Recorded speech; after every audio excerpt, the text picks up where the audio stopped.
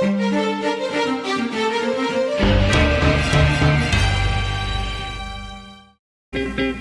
very special woman is celebrating her birthday this month. She's not asking for a birthday cake, a lavish celebration, nor extravagant gifts. The only gifts she wants: clear water, clean air, rich land, and a sustainable life.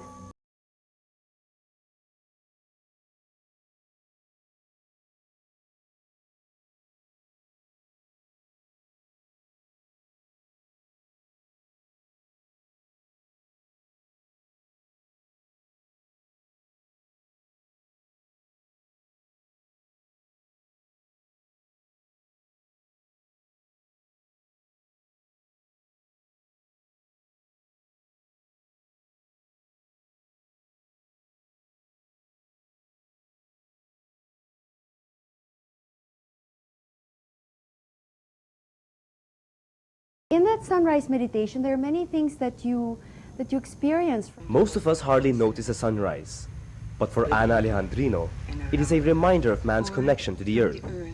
You notice things that you wouldn't have seen before, and you develop a kind of compassion for things, people, plants, everything, because you start to see that there is this thread that runs through everything. Since 1988, Ana has been practicing kabuuan, a program that leads participants into an experience of wholeness with self, others, and the environment. To all our brothers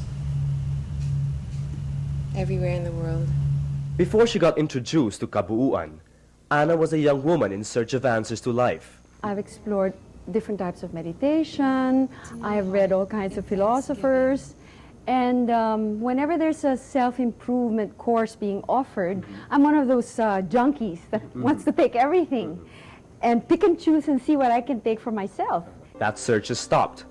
Ana says kabuuan has offered her a way out of the alienation most people feel toward their environment, whether human or natural. You're sitting in the car and you see this beautiful scenery, and then you're more in touch with the plants. You see that this tree is growing a little bent to make way for another tree, things that I wouldn't have noticed before. But there's a kind of relationship going on around there. There's an interplay of things going on. And then you will notice that you become much more aware of violations against nature. Because if you are in tune with the beauty, then you will be in tune with something being destroyed. It is this kind of sensitivity to life that has brought Ana and others with her into environmentalism. What I see myself connected to is alternative healthcare. Last April, Ana and her group, the Philippine Institute of Alternative Futures, helped organize Earth Day 1990, a tribute to a neglected planet.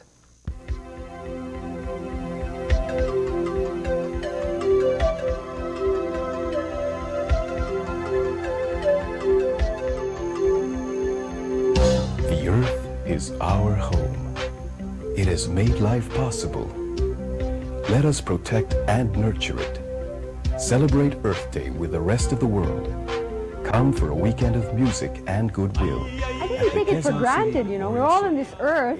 We drink the water. The plants shade us. We take the trees to build our houses, and there's really never a time when we all together rejoice. Environmental groups like Ana's choose Earth Day every year to remind people of the growing ecological crisis. Environmentalists have reason to be concerned. Only 20% of the nation's forest cover remains due to large-scale logging. The country is losing productive agricultural land due to mining and deforestation upstream. Soil exhaustion due to chemical use in farming is also another reason. Even coral reefs are not spared. Only 6% left are in good condition. Marine life faces the threat of extinction. Above all, majority of freshwater sources are contaminated, and the land and air pollution problem is getting worse. We've only got one Earth. It's not going to be replaced. If we destroy it, that's the end of it. It's got to be a commitment on that level. That is biodegradable. Saving the Earth can start with the smallest things. It often begins at home. This is the belief of Mrs. Sobrepeña, and other housewives of the concerned women of the Philippines. Time otherwise wasted at home is used up lecturing about recycling waste and collecting junk for alternative use. Book paper. Don't throw that away. Keep that. Because that is excellent for recycling. And you sell that by the kilo. Mabigat yon. Environmentalists like Anita, on the other hand, believe that changing the old habits can slowly save the earth. She's actively campaigning to bring back the bayong in supermarkets and stores. Why are you using bayong? Okay. We're using bayong because it's the green alternative to the plastic shopping bag, which is not so environment friendly. In fact, in the last floods, big floods, they said that one of the causes for the floods was the clogging of the plastic bags in the drainage system. Isn't it more inconvenient to use the bayong? It's more like it's a back to basics thing, and you have to sacrifice inconveniences for the sake of bigger things like concern for the environment. Anita, Mrs. Sobrepeña, and others like them count among a growing number of people convincing business establishments to use environmentally friendly methods. Like them, Philip Camara is busy advocating green business. An economist by profession, Camara criticizes the conventional business mindset for viewing nature as just another factor of production. Then you have looking at land only as a source of raw materials. What mining materials can you get out of this? What logs can you cut to make plywood? What can you get from the waters and so on? And can you dump your pollution in the land, in the waters, and fall up the air? Because the only objective is to serve and to get maximum returns on your capital. An alternative way of livestock production. Camara today encourages the development of businesses which practice an alternative ethic. Camara is not alone. Here in the fringe of the UP Diliman campus lies a farm driven by such ideals. Nikki Perlas is the founder of Ikapati Farms, producer of biodynamic vegetables. This alternative uses a technology that does not use chemical fertilizers and pesticides and works in partnership with nature rather than against nature. Perlas was once a chemical farmer, but today he opposes this method even if it promises more yield and profits. There are a lot of people getting poisoned from overuse of pesticides. The consumers eat contaminated food, wildlife is dying, the soil is drying up. Perlas believes that if consumers boycott environmentally destructive businesses, they will be forced to change their ways. Here at the Healthy Gourmet restaurant in Makati, we find green consumerism in practice. Products like Ikapati's biodynamic vegetables are served to the customers. We recommend eating foods that are pesticide-free, like organically grown products. The restaurant is part of a larger network of businesses that espouse a healthy environment. So much heavier than the white bread. It's like a department store, except that products here must be safe for the environment. It really is a part of the whole movement, I suppose, of having a new earth. But some say that all this costs more than ordinary products. But the reason why, anyway, those products are cheap because they're not valuing the destruction that they're putting in the environment.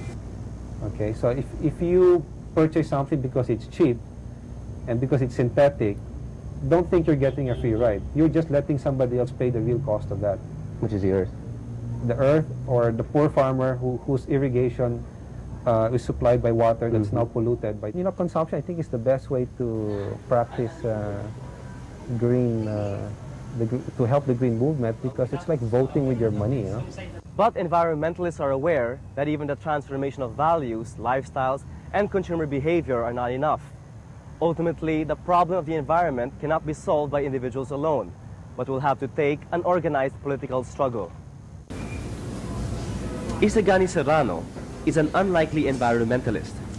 Once a mythical figure of the revolutionary underground, he now leads the Green Forum. The root of the environmental problem is the development strategy itself that has been adopted by a succession of Philippine governments since independence, which is a strategy of development that is almost obsessed to growth at the expense of the community, at the expense of social equity, and at the expense of the resource base of the Philippines, which is treated as if it were unlimited.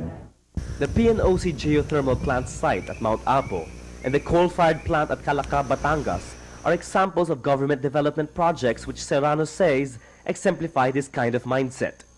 Ang amin hong kaunti hong pinagkakabuhayan dyan naapektuhan, hindi ho ngayon kami makabigas doon ho sa hipon na similya na sugpo. Ngayon namin dagat nawala ang isda. Hindi ko alam kung bakit lumayo ang isda dito sa amin. Nawala rin ho ang isda sa dagat? Lumayo po sa aming baybay dagat. Gani Serrano's Green Forum sees a better way of defining development. Sustainable development is a kind of development that provides not only for the needs of the present, but doesn't compromise the capacity of the coming generations to meet their own. It is an alternative strategy which brings ownership and control of natural resources from the hands of the few back to the majority. We think that the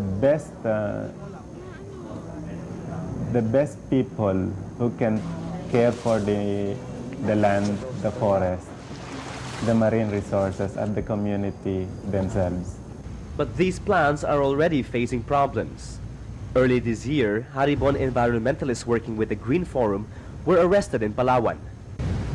Palawan is home to the richest forest area in the country, a haven for big-time loggers and developers. The environment, as I said, is a development issue, and development is basically a power issue. I think we will gain more by completely preserving the forest of Palawan than by logging it for commercial purposes. The factual basis of Haribon in saying that there should be a complete ban on logging in Palawan is not absolute, is without adequate basis. Doesn't it make you feel like trying to save us sunlight? Doesn't it make you stop and think we shouldn't be so careless? Think of the things we cherish. Scientists warn that if nothing is done to reverse the abuse of nature, there will be no escape from global disaster in 40 years. Rich or poor, right or left, powerful or powerless, no one will be spared. We have to re-understand, remake our image of nature, because a lot of these environmental problems has started when we started viewing nature as separate from us and as dead and manipulable. Nature has its own inner integrity, which we have to learn to respect.